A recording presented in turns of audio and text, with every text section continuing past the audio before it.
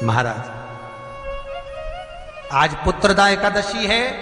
जिस नारी को संतान नहीं हो रही हो, बहुत प्रयास कर लिया हो, पुत्रदा एकादशी पूरे साल में 2 बार आती है। एक श्रावण के महीने में आती है, दूसरी पोषाधिक्रम में आती है। श्रावण के महीने की जो पुत्रदा एकादशी होती है, ये संतान की वृद्धि करने वाली होती है। शंकर जी के मंदिर में जाकर, भगवान शिव के मंदिर में पूजन करके घी का 1 कटोरी में घी और 1 कटोरी में खीर शंकर के सामने रख देते हैं। भगवान शंकर के मंदिर पर चौखट पर घी का दिया लगा देते हैं। शंकर जी की चढ़ी हुई 1 बेलपत्र साथ में रखें और 1 बेलपत्र को उठाकर शंकर जी के मंदिर की चौखट पे ही बैठकर चबा चबा कर खा लेते हैं। जो 1 बेलपत्र लेकर आए हैं वो अपने पति को खिला देते हैं। कहते हैं पुत्रदा एकादशी के दिन ये कर लेने पर संतान की प्राप्ति हो जाती है, पुत्र की प्राप्ति हो जाती है। ये वो एकादशी है। सबसे पहला नियम एकादशी व्रत का, सबसे पहला नियम है कि आप जिस दिन व्रत करो उसके 1 दिन पहले भक्ति का संचार इस हृदय में कर लो। भक्ति का संचार इस हृदय में कर लीजिए। जिस दिन आप व्रत करो, जैसे एकादशी का व्रत कर रहे हो तो दशमी के दिन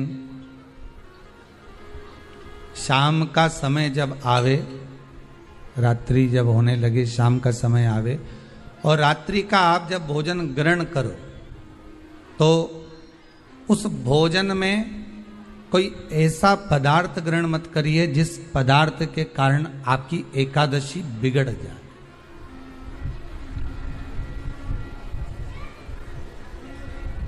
कोई बेकार भोजन हमें ग्रहण नहीं करना। श्रेष्ठ भोजन ग्रहण करिए दशमी के। और एकादशी का दूसरा नियम बहुत ध्यान से सुनिएगा।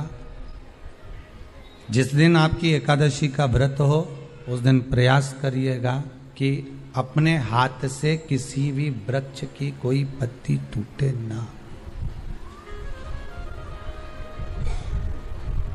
अपने हाथ से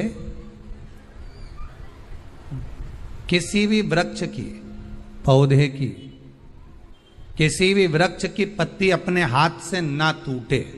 बहुत ध्यान दीजिएगा महाराज। एकादशी का ये दूसरा नियम है कि अपने हाथ से किसी पौधे की, किसी वृक्ष की, किसी डाली की कोई पत्ती टूटे ना, कोई पत्ती ना टूटे, इसका प्रयास करिए।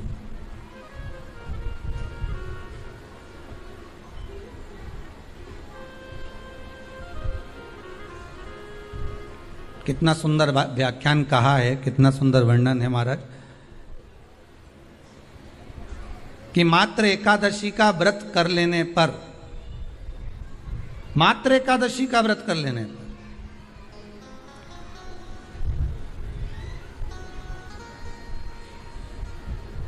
जो पूर्व में किया गया हमारा पाप कर्म है, हमने किसी जीव की हत्या करी है, हमने किसी को कष्ट प्रदान करा है, हमने किसी को अपशब्द कहा है, हमने किसी को ताने दिए, हमने किसी को आड़ा टेढ़ा कहा है, हमने किसी को गालियां दे दी है, मात्र एकादशी का व्रत ही कर लेने पर ये सारे जो दोष हैं वो समाप्त हो जाते हैं।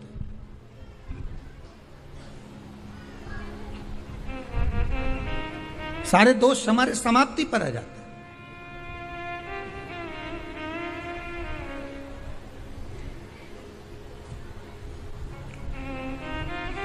अब एक विचार करिएगा थोड़ा सा अपने मन में, अपने चित्त में, अपनी वृत्ति में एक बात उतारिएगा, एक अपने मन में एक बात को उतार कर रखिएगा कि आप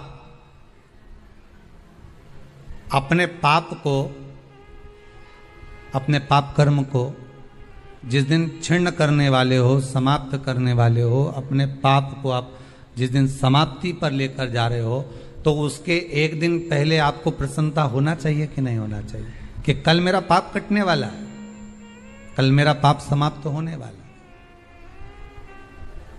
जो मैंने पाप कर्म करा है वो समाप्त होगा, जो मैंने पाप कर्म करा है वो कल समाप्त हो जाएगा। तो एक दिन पहले आपके चेहरे पर प्रसन्नता हो कि ना हो?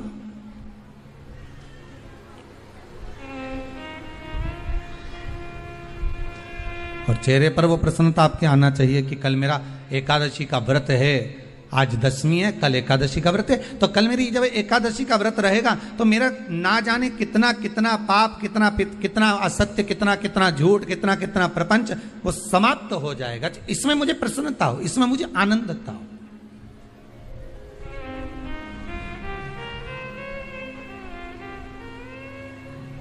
तो क्या कहा गया कि प्रयास करिएगा कि एकादशी के दिन कोई वृक्ष की, कोई डाली की, कोई कोपल की कोई पत्ती ना तोड़ी जाए।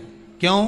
तो कहा अगर उस पत्ती को हम तोड़ देते हैं, वृक्ष की पत्ती को या क्यारे में लगी हुई कोई डाली की पत्ती को हम तोड़ देते हैं तो एकादशी का पुण्य फल प्राप्त नहीं होता, एकादशी का कोई फल हमारे खाते में नहीं जाता, पुण्य फल प्राप्त। अब फिर भले तुम चाहे तुमने मोरधन खाया हो, चाहे तुमने फिर चिप्स खाई हो, चाहे तुमने फिर व्रत का कितना ही सामान खा गए हो और तुमने सोचा कि आज मेरी एकादशी है, तो फिर उसका कोई फल प्राप्त नहीं है, उसका कोई सुख प्राप्त नहीं है आपको, फिर उसका कोई आनंद प्राप्त नहीं है आपको, फिर उसमें कोई आनंद की अनुभूति आपको नहीं मिल रही है।